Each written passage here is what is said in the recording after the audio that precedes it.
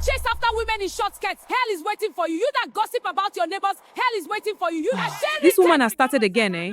Babe, seriously, every blessed morning the same thing. Does she ever get tired?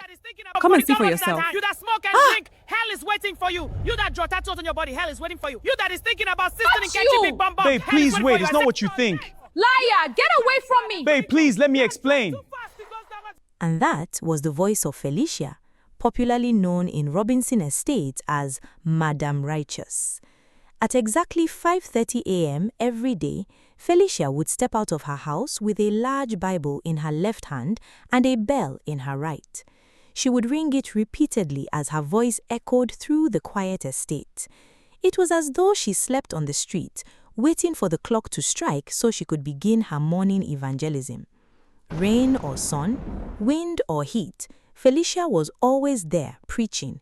In Robinson Estate, her voice became like the early morning rooster. You're watching African Tales by Chizo, where every story comes with a life lesson. As the only daughter of a well-known pastor back then, Felicia had known church life for as long as she could remember. Her father was a respected and admired pastor who was known across the country. Her world revolved around the things of God. By the time she married Pastor Martins, the founder of Voice of Love Apostolic Church, she gave herself completely to the ministry.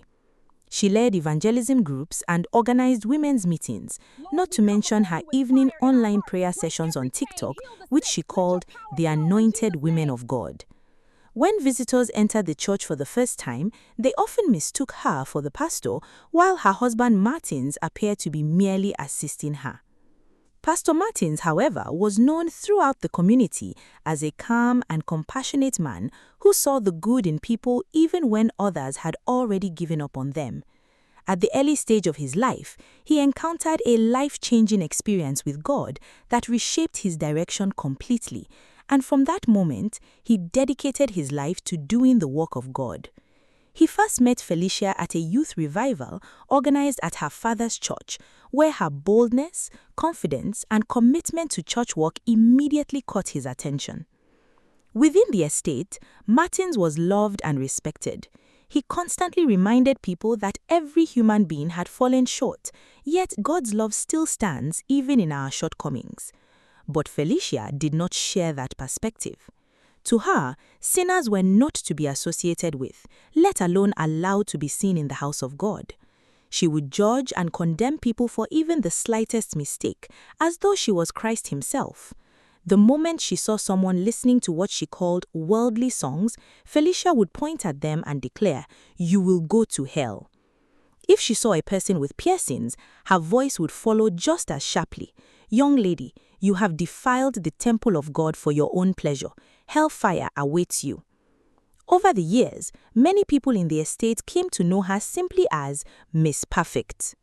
Until one Sunday morning, everything changed when a stranger walked into the church. Her name was Gina. Gina was a 24-year-old young girl who had just moved into the estate. She was young, beautiful, and confident.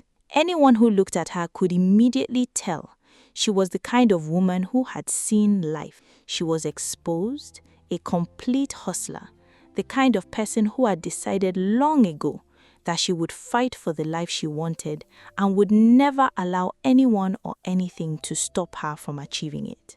Just a few days after moving into the estate, Gina opened a small bakery where she sold snacks like chicken pies, shawarma, burgers, and other pastries. The moment she stepped into the church, her presence immediately drew attention.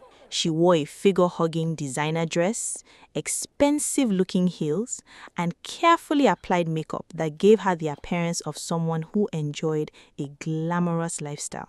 At first glance, many people would have mistaken her for one of those Lagos sugar babies. She quietly found an empty seat and sat down. A soft smile rested on her face as she listened to the beautiful voices of the choristers leading worship. The moment Felicia's eyes landed on her, her expression changed. Without hesitation, she stood up from her seat, walked gracefully toward Gina, removed the scarf from her own shoulders, and threw it across Gina's chest.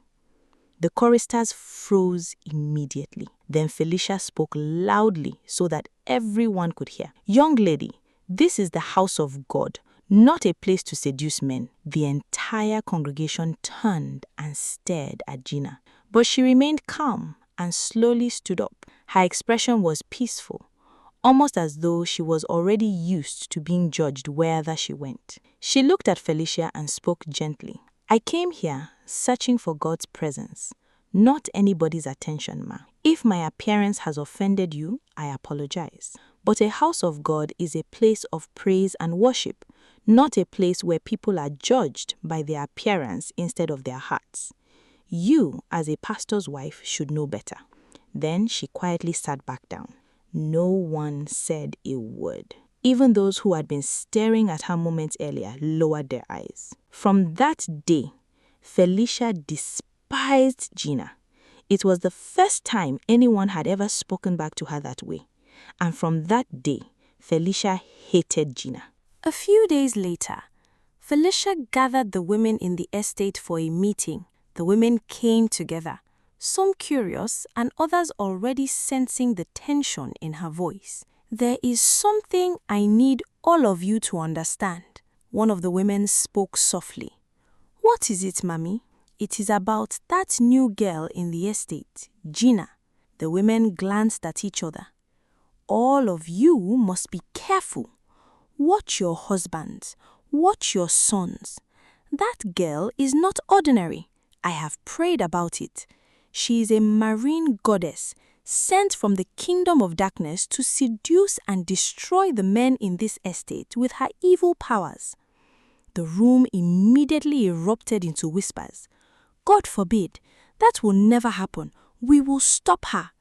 From that day, people in the estate began avoiding Gina.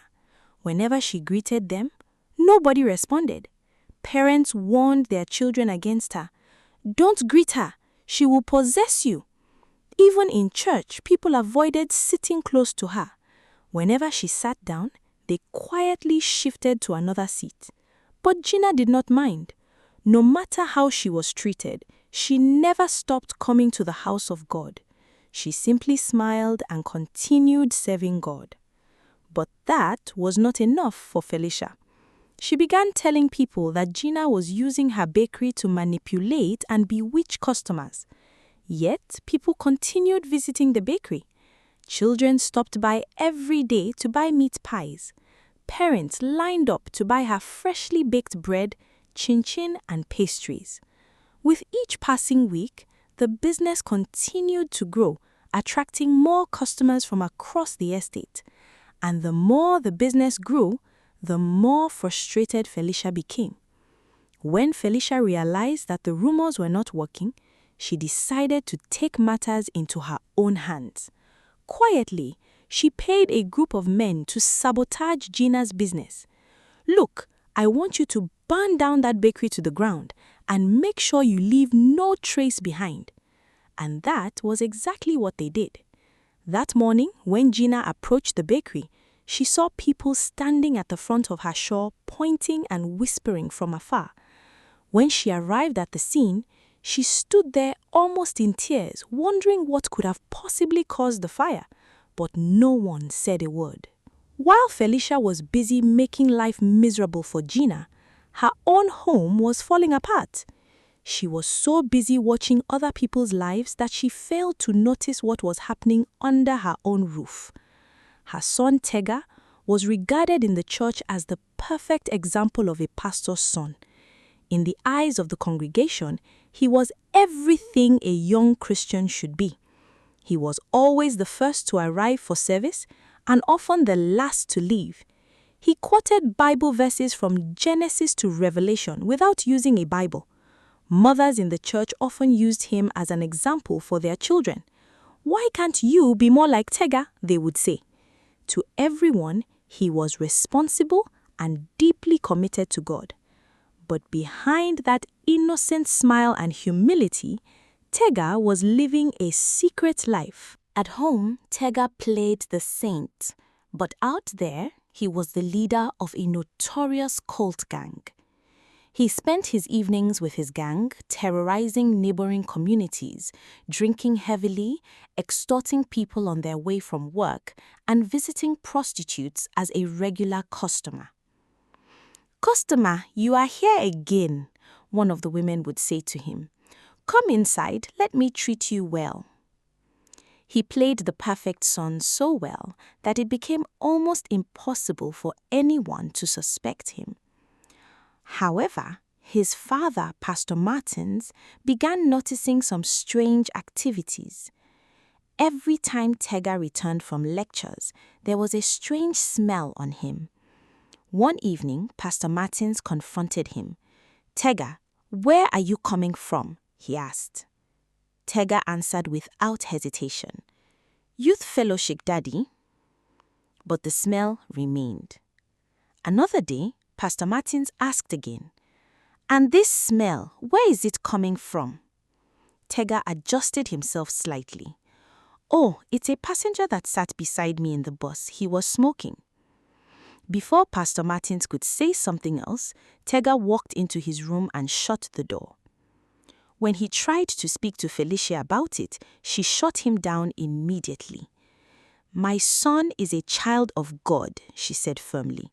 "I raised him well. He can never do that."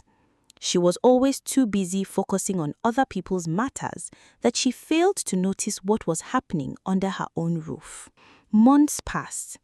Tega's double life continued unnoticed until one Friday night. Tega and his gang went to a party nearby. Music was loud, drinks were flowing, and the atmosphere was wild. One of his boys walked up to a girl sitting by the corner with her friend, laughing and gisting. "Come sit with us," he said. "No," she replied. He insisted, "Just come and sit with us now, fine girl." I said no. As she tried to walk on him, that was when he pulled her back and slapped her in anger. The sound cut through the noise. Immediately, the girl cried and ran out of the party. Before Tega could even realize what was happening, a group of boys rushed in. "That one of them shouted, pointing at him. It was a rival gang. The girl was their leader's sister. Tega turned to run, but a man suddenly appeared and smashed a bottle at his head. He staggered. Before he could recover, they surrounded him completely. They beat him mercilessly. Blows landed from every direction. Cuts opened across his body. Then they dragged him into a car and dumped him on a lonely road and immediately drove off at high speed. Tega lay there unconscious, bleeding, almost lifeless. That morning, as Gina stepped out for her usual early morning jogs, she suddenly stopped when she noticed something lying by the roadside. At first, she thought it was a drunk man. When she moved closer, she saw it was Tega, the pastor's son. His face was swollen. Blood stained his clothes, hardly breathing. Immediately, she knelt beside him. "Tega," she shouted, but there was no response. She quickly waved down a keke driver passing by. "Please, sir, help me," she said urgently. "He is dying." Together, they carried him to her small apartment. When they arrived at her apartment, Gina quickly used warm water to clean his wounds and medicated spirit to stop the bleeding. When she was finally sure he was stable, she searched his phone and found a contact saved as Mom. She immediately called the number. The moment Felicia heard Gina's voice, her tone changed sharply. "What are you doing with my son's phone, you Jezebel?" Gina ignored her insults. "Please come to my house, Ma. Tega is injured." "What did you say?" "Your son is injured, Ma. Please come now." Felicia dropped the phone and rushed out the house. "Martins," she shouted, "something has happened to Tega." Pastor Martins followed her immediately. Minutes later, they arrived at Gina's apartment. The door had barely opened when Felicia pushed her way inside. "My son!" she cried. She rushed straight to Tega, but the moment her eyes landed on Gina, her panic turned into rage. "You Jezebel, what have you done to my son?" Gina stepped back. "Ma, please listen. Stay away from him," Felicia shouted. Pastor Martins quickly moved in to hold her back. Felicia, calm down. But Felicia refused to listen. I knew it. From the day you entered this estate, I knew you were trouble. Ma, I only found him on the road, Gina said, trying to explain. Enough, Felicia snapped. You think I don't know girls like you. You tried to seduce him, you failed, and now you want to kill him. Pastor Martins raised his voice. For God's sake, this is not the time for this. Felicia continued raining insult at her, but Gina simply stood silently, fighting back tears. Everything she had done was to save Tega's life. Yet again, she was being accused for something she knew nothing about. Then she slowly bent down and picked up one of Tega's shoes from the floor. As she straightened up, her hair shifted slightly. For a brief second, a dark mark on her neck became visible. Felicia froze. Her voice dropped into a whisper. No, it cannot be. That mark, she whispered. She had seen it before. For years, that same mark had haunted her in silence, and now it was standing in front of her again. Pastor Martins looked confused. Felicia, what is wrong? But Felicia could not answer. She walked closer slowly, staring at Gina's neck. Her hands trembled violently. The shoes slipped from Gina's hand and fell softly to the floor. Where? Felicia's voice cracked. Where did you get that mark? Gina looked confused. This? She touched her neck. I was born with it. That single answer broke something inside Felicia. Tears filled her eyes instantly. Pastor Martin stepped closer. Felicia, talk to me. What's wrong? But she could barely look at his face. Who are your parents? She asked softly. Gina lowered her gaze. I don't know, she said, lowering her eyes. I grew up in an orphanage. The sisters told me the man who brought me to the orphanage came from this community. That's why I came here, to find them, but I haven't. No one seems to have heard about him. The word struck Felicia.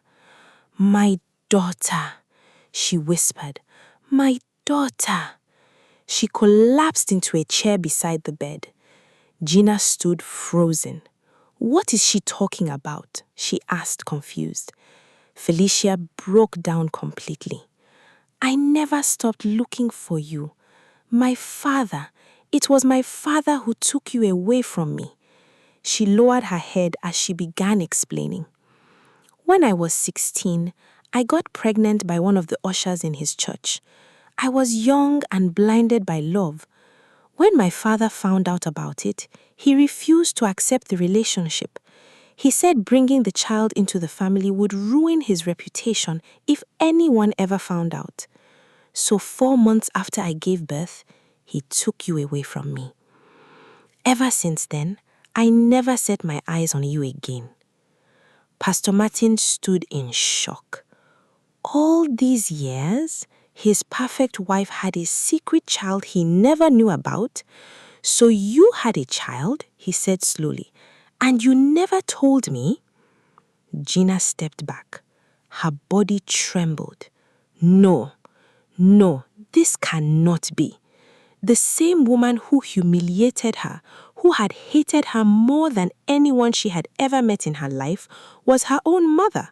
She shook her head repeatedly. This cannot be true. Felicia slowly reached out to her. Please, my daughter, trying to hold her, but Gina wouldn't let her touch her. Then Felicia lowered her head. There is something else I want to confess to you. Gina looked at her silently. The bakery? I was the one responsible for the fire. Gina's eyes widened. What did you just say? Felicia cried. I thought you were using marine powers to bewitch people, so I paid some thugs to burn it down. Please forgive me, Gina. I was wrong. I thought I was doing God's work, but I was acting out of my own pride and wickedness. Gina's voice rose. No, I can never forgive you. You are a monster hiding under the pretense of being a pastor's wife, but your heart is full of evil. What did I ever do to you for you to hate me that much? Felicia had no words. I am sorry, she said, tears rolling down her eyes. Gina turned away, crying. At that moment, Pastor Martin stepped forward. Gina, he said gently, what she did was wrong, very wrong. But as children of God, we all depend on God's mercy and forgiveness. None of us is perfect. If we forgive others, we also will be forgiven for our own mistakes. In anger, Gina turned to leave the room. Everything she had just heard was too much to take in. Then she heard a voice from behind. It was Tega, soft and weak, as he struggled to sit up. Please, forgive Mom. Please, sis, forgive her. No matter what, she's still our mother. Gina turned. Her eyes shifted to Felicia. Then she saw her. No pride, no Miss Perfect, just a mother broken on the floor, weeping uncontrollably. Gina said nothing. All she felt was pity. A few days later, Felicia stood at the altar before the entire congregation that Sunday. Everyone cheered and applauded, waiting for her to begin her powerful sermon as usual. But instead, she lowered her head. Tears streamed down her face as she spoke slowly. Church, today, I am not here to preach. I am here to ask for the forgiveness of each and every one gathered here today. The entire congregation went silent, everyone staring at each other in confusion. Then Felicia continued. Everything I told you about Gina was a lie. Her voice broke as she held the microphone. I judged her by her appearance. I condemned her and spread rumors about her that were never true. I said she was using marine spirits. It was all false. A wave of murmuring spread through the church. She broke down in tears as she continued. I was the one who paid some men to burn down Gina's bakery. Gasps filled the room. What? How? How could she be so wicked? I did it out of hatred, because people kept visiting the bakery. I allowed bitterness to take over my heart. And today, that same girl I have tried to destroy is my own daughter. The entire congregation gasped. Shock filled their faces. Felicia slowly went down on her knees, right there in front of everyone. Church, please forgive me. And Gina, my daughter, wherever you are, please forgive me. Across the church, Gina sat beside Pastor Martins and Tega. All her life, she had wondered what her mother would be like, but never did she imagine that the person who hated her so much for no reason would turn out to be her own mother. She turned and looked at Pastor Martins and Tega. She saw the genuine love in their eyes. They didn't see her as a stranger. They looked at her as family. Then she slowly walked up to Felicia with tears in her eyes, hugged her, and whispered, I forgive you, Mother. The entire congregation stood up in cheers for the beautiful reconciliation between mother and daughter. Weeks passed, and Tega's injuries healed completely. He detached himself from those bad friends, confessed everything to his parents, and admitted the secret life he had been living. He also apologized to his parents and everyone he had offended over the years. And for the first time, he made a firm decision to genuinely follow after the things of God with all his heart. And people noticed the genuine change in him, not pretense, but genuine love and humility. As for Felicia, the entire estate saw the difference in her. She no longer preached condemnation. She began to preach love, forgiveness, and humility. She stopped seeing people whose choices were different from hers as sinners to be attacked. But instead, she saw them as people who needed grace, just like she did. she realized that no one is righteous by pointing out the sins of others, and no one becomes holy by condemning others. Every person had made a mistake at some point in their life, and every person deserves forgiveness.